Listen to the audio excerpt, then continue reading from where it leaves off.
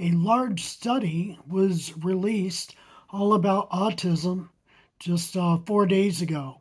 It's called The Prevalence and Characteristics of Autism Spectrum Disorder Among Children Aged 8 Years. Autism and Developmental Disabilities Monitoring Network, 11 sites in the United States in 2020. So, this was a large study trying to figure out the prevalency of autism within 8-year-olds. So they tested, it looks like, of the 6,245 children who met the autism case definition, 74.7 had documented diagnostic statement of autism, and 65% had a documented autism special education classification. 72% had a documented autism, what's called the ICD code, and 37% had all three types of autism indicators. So I want to break this down. Autism, as you well know, is a developmental disability that affects individuals with social interaction, communication, and behavior.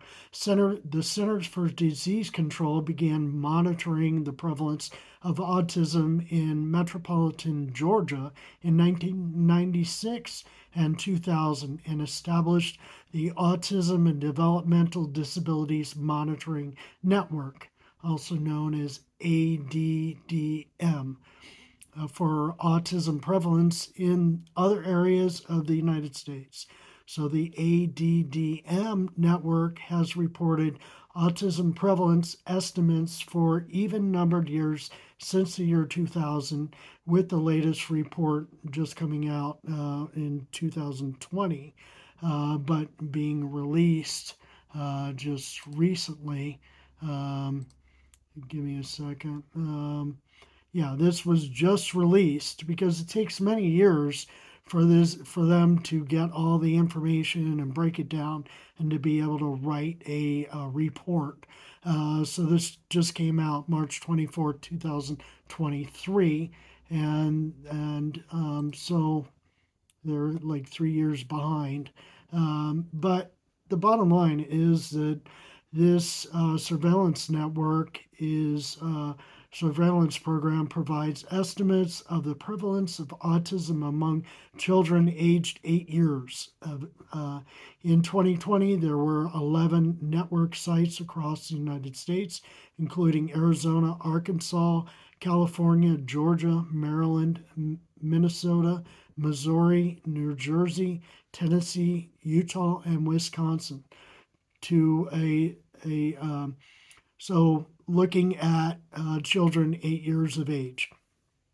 So it says that a child met the case definition if the recorded document of an autistic diagnostic statement was in evaluation, a classification of autism in special education, or an Autism International Classification of Disease, which is called the ICD code.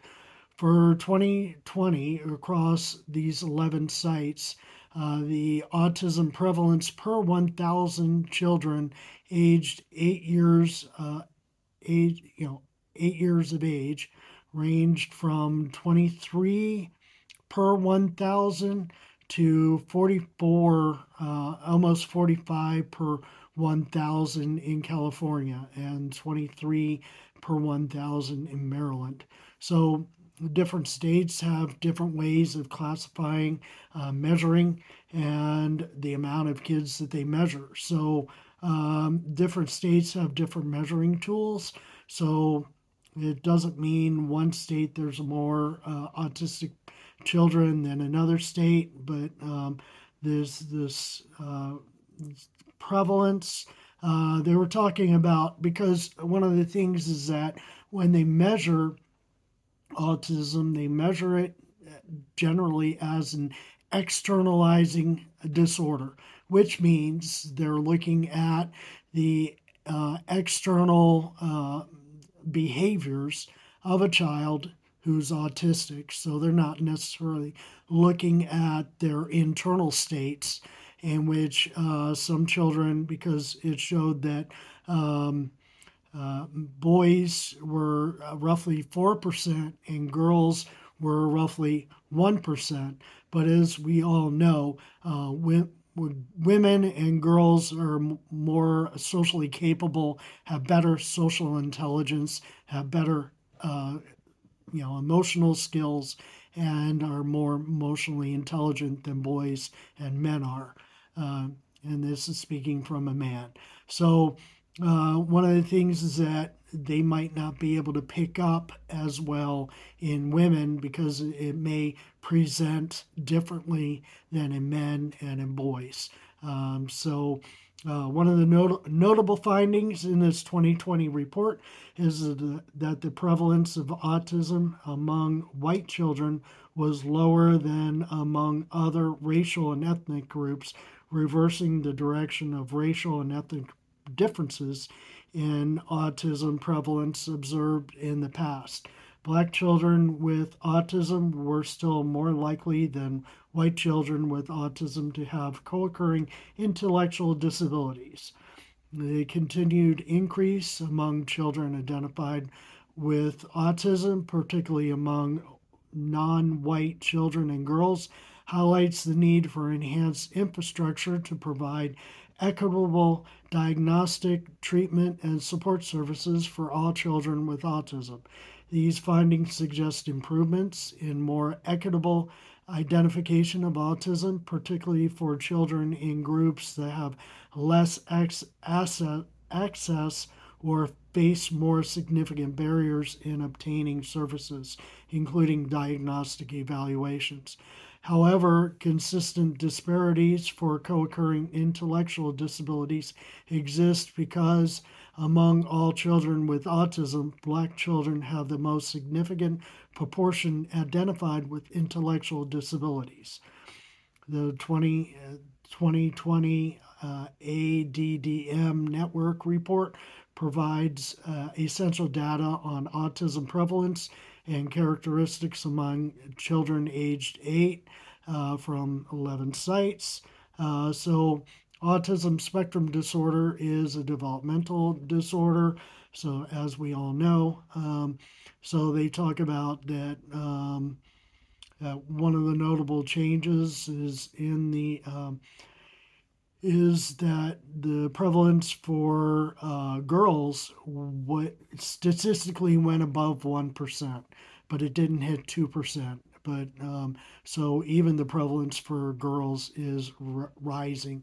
In contrast, the prevalence among boys has already been noted to be higher. Additionally, the continued variability in prevalence across the sites and the shifting differences between demographic groups highlight the need for to understand better the factors contributing to this variability. Historically, the network consistently reported lower overall autism prevalence among Black and Hispanic versus white children aged 8. However, the white black gap in autism prevalence has narrowed in recent years, and there were no overall differences in autism prevalences in 2016 or 2018. Autism prevalence among Asians, blacks, and Hispanic children was at least 30% higher in 2020 than in 2018, and autism prevalence among white children was 14.6% higher than in 2018. These patterns might reflect improved screening, awareness, and service access among historically underserved groups. Autism prevalence in 2020 was also associated with lower socioeconomic status, which is the opposite of what was previously observed. This further supports progress in identifying children regardless of race and ethnic group. However, the data indicate that black children with autism remain more likely to have co occurring intellectual disability than white children. The finding observed over these multiple networks and among black compared to white children without autism in the United States. If black children with autism have less access to services than white children with autism, the disproportionality in co occurring intellectual disabilities might indicate an under ascertainment of autism among black children without intellectual disabilities. So, one of the problems with measuring autism is the people that have intellectual disabilities along with, so they're lower functioning autistic people. So, when they're lower functioning, it's easier to pick them out of the crowd and figure out that they have problems. Higher functioning people, higher functioning children are just in general have harder time getting diagnosed because there may be the classic responses and behaviors that come about from autism diagnosis might not be seen, and the parents might not reach out to test their children. So that those are some of the stumbling blocks, and so so two methodological changes in recent years.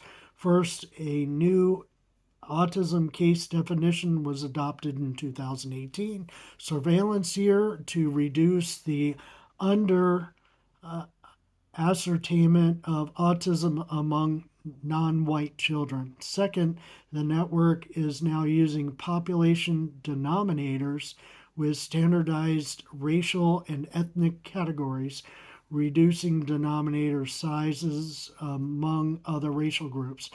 Nevertheless, prevalence estimates produce a similar pattern of lower autism prevalence among white children compared to the other groups when consistent case definitions and denominator data were applied during the 2014 to 2020 census.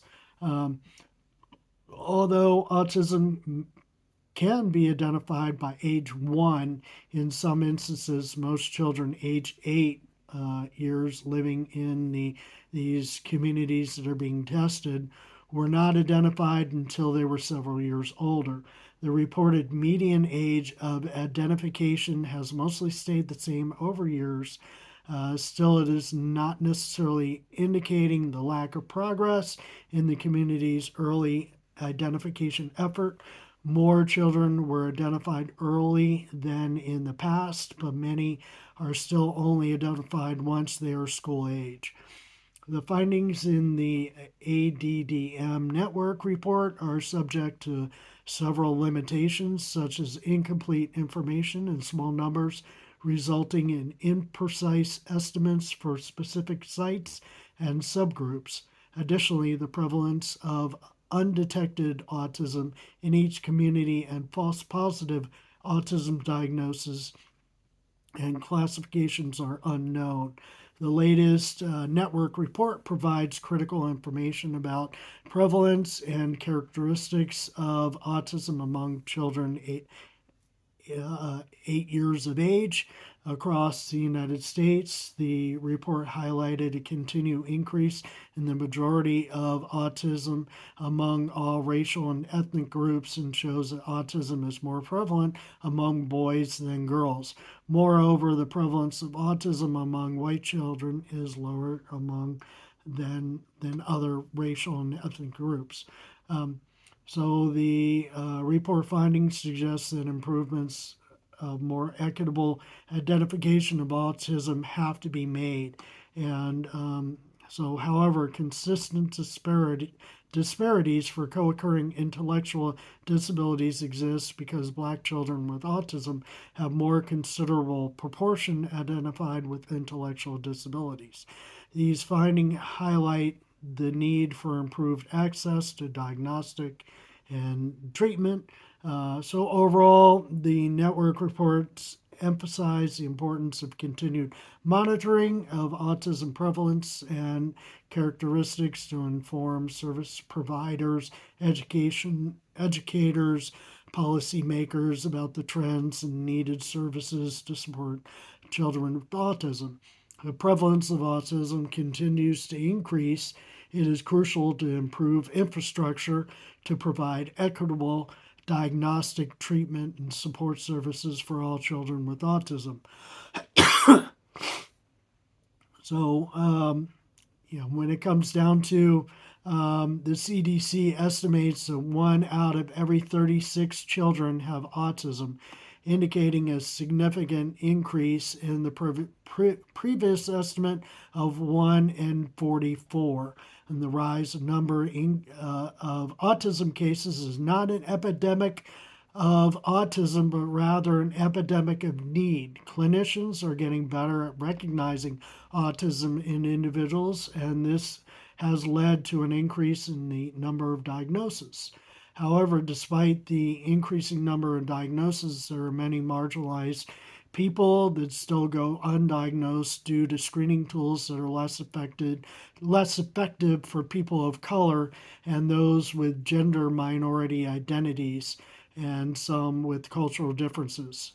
Autism does not go away, but some adults are only getting diagnosed in their 50s, 60s, and 70s. As such, it is essential to provide appropriate diagnosis and support to individuals with autism. So, individuals with autism face several challenges, including bullying from students, therapists, and educators. Most autistic people report bullying, leading to poor graduation rates. In adulthood, autistic people face under or unemployment and inadequate assistance from rehabilitation agencies. Autistic people are more likely to experience unrelieved suffering from intestinal distress, epilepsy, and other conditions, and too many people with autistic die early from preventable causes. Diagnosis of autism is critical in providing the necessary support for autistic individuals. So, in the quest to help their kids, parents, usually mothers, sacrifice their careers and identities to become system navigators for their children. However, not everyone has the capacity to learn the systems or even afford to leave their job to become a full time caretaker. There is need for a better system, and so there's limits to what the system has to offer right now. So it is essential to recognize that the increasing number of autism cases is not an epidemic, but an epidemic of need. It is essential to provide appropriate diagnosis and get help to the people who suffer from autism. So what it comes down to is these studies found that 4% of 8-year-old boys and 1% of 8-year-old girls have autism, markedly, much higher rate. So one potential explanation is the prevalence of increased access to diagnostic resources. So I wrote down the top 17 takeaways from this. So, autism spectrum disorder affects socializing, communication, and behavior. Autism is a brain-related difference, which, if you compare the neurotypical people to the 1 and the 4% of autistic boys out there, we basically, our brains are formed a little bit differently. So people from all backgrounds can have autism.